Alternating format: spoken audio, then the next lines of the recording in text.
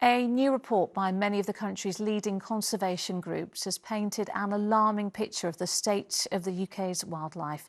Species are in decline, with 16% at risk of extinction. Experts are blaming the downturn on climate change and intensive farming. More from our science correspondent, Martin Stew.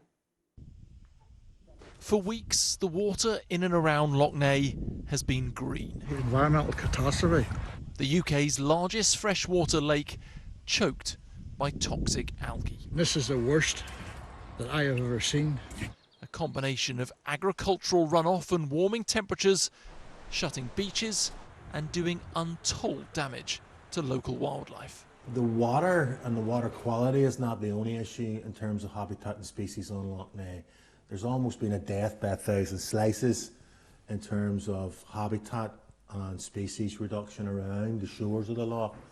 Those themes are echoed around the country. A State of UK Nature report has found there's been a 19% decrease in the number of species since 1970. 1 in 6 of those that are left are at risk of extinction, including 43% of birds, 31% of amphibians and reptiles, and 26% of mammals.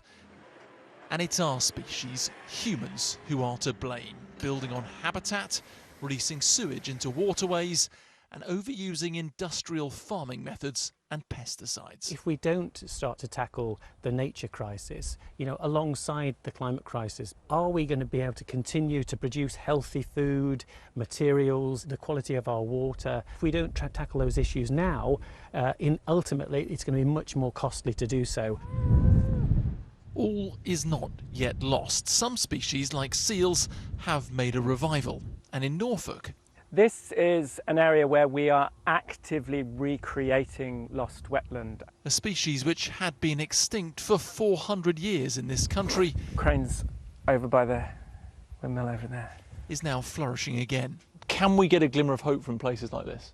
We can and we must. We have to look to the species such as the common crane that we've managed to help recover. So we have to take hope from that and be more ambitious with what we do across the rest of the landscape. Charities can't do it alone. We all rely on nature, and it relies on all of us. Martin Stew, ITV News.